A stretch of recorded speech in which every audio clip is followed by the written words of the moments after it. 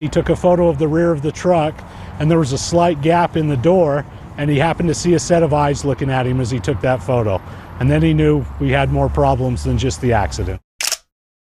What's going on, Mutha truckers? Tomorrow I will be at GBATS. I'm going there this week so I can interview truck drivers, hang out with Brian Martin, really good guy. I want to start with the videos that drivers have been sharing to me. One is from Freight Shaker 386. Find him on TikTok. He shares saying, young man, only 37 years old, found deceased in the sleeper of his truck. His close to home, me being 37 myself. Rest in peace to this driver. We got the rest of your loads from here, driver. Please take care of yourself. You know, this can happen to anybody. I kiss your family. The sacrifice on this road is real. Thank you to this driver. Thank you, Freight Shaker 386, for sharing this video. This just came in today, a major theft ring when it comes to diesel fuel. These guys have been hitting up truck stops, have been hitting up truck drivers, semi-trucks. It says here that in Punta Gorda, Florida, Charlotte County deputies intercepted a diesel fuel theft in progress at a racetrack gas station on Duncan Road. The vehicle entered the county just before midnight on Monday, September 22nd. The surveillance deputies, acting on prior intelligence, positioned themselves strategically and recorded suspects manipulating the fuel pumps. So basically what they would do is they would have a pulsar device to manipulate the pump meters, causing inaccurate fuel readings, allowing them to pay far less for the actual value of the diesel fuel. And this right here, it says additional equipment. Trucks were equipped with hidden bladders, tanks used solely for storing and transporting fuel, not connected to vehicle fuel lines. Guys right here are the ones that are making the fuel prices go up for truck drivers. And so we're glad that they are arrested and in jail. All right, Mutha truckers, we talked about this here back in November of 2023. This was on the I-70, Etna, Ohio. If you remember, this is a crash between a truck driver, two passenger vehicles, and a motor coach that had students inside.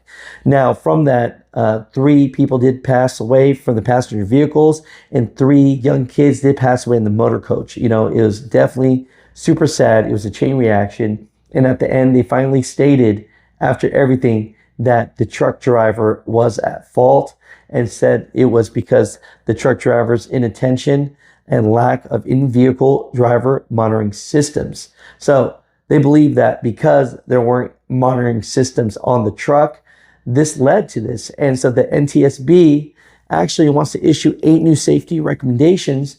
And one of them is for all trucks to have these mandatory collision avoidance and driver monitoring systems in their trucks.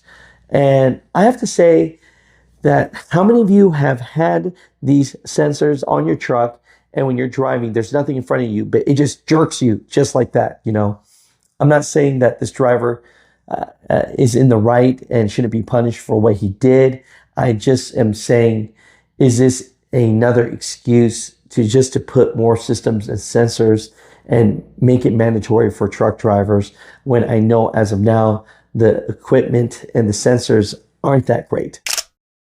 So this is one of the most bizarre stories here, and is still under investigation. Let me give you some of the details here that truck drivers have been sending me this article. It says, Utah trucker arrested after teens found in 29-degree refrigerated trailer. So basically, Jacob Artel Scott, 28 years old, was arrested Wednesday after Utah state troopers found a 12-year-old and 14-year-old girl trapped in the back of the refrigerated trailer. He got into a crash with a car, and because it was a commercial vehicle, a state trooper came out to inspect the scene. Now, here's the crazy part. When the state trooper went in the back and was inspecting the license plate, he saw 2 eyes looking back at him. He took a photo of the rear of the truck, and there was a slight gap in the door, and he happened to see a set of eyes looking at him as he took that photo. And then he knew we had more problems than just the accident. Officials said that the girls had no way to exit the refrigerated space on their own. The children were interviewed by agents from the Utah State Bureau of Investigation Department, and Scott was taken to the local hospital for a possible hand injury before being booked into Utah County Jail. Now, this was the alibi here. It says the girls were homeschooled and needed to go to Salt Lake City for a test and to assist a family member.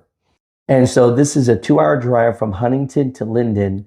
The trailer door latch was of course locked, so they couldn't get out. And basically, he says that he is their half brother. And so nothing here makes sense. Nothing here makes sense. Mud truckers just want to share, right now, all I have to say is this guy getting into an accident was the best thing that happened for these girls. Sometimes we feel like bad about our lives because we're watching these people on social media that are doing this great stuff, and then the rest of us don't get that. Yeah, but the truth is they're only showing the good things. Yeah, they're not telling you all the hard stuff they got to go through to get there. Right. They're not telling you the ups and downs. It's like the Gabriel Iglesias, we were talking a little bit ago. He's now in a divorce. His whole world came crashing down. How many people really know that? Right. I didn't know about that until Alex told me. Right. I was in a divorce in 22,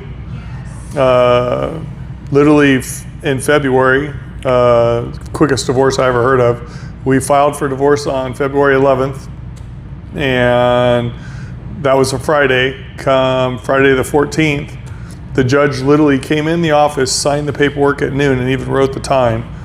And then we got the paperwork back on the 16th. And at the time, I was actually working at the courthouse and doing court security. And, I never knew I'd get a divorce. So, that's one of those moments where it hits you broadside you, upside your head, outside of life you never see coming. And, you got to look at life like that. You never know what's going to come around the corner. A driver can leave the truck stop wherever we're at in the United States today and get 5 miles up the highway and have his life taken away from him. Now, what did he leave behind? A family, a wife, a home, a car, pickup truck, whatever he's got, dogs, pets. It happens overnight. Let's look at Charlie Kirk. Out of the blue, his life was taken. He left a wife and 2 beautiful children behind, and numerous friends and numerous followers. On a good note about his death, his movement has grown astronomically, which is a good thing. It's getting America back on the track that it needs to be.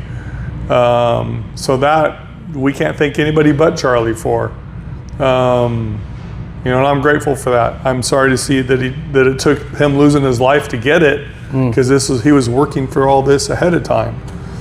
But his dream is actually coming true now, and many Americans feel the same way. I know 95% of your truck drivers out here believe in the same stuff that Charlie does: family, country, God, and respect for one another and others.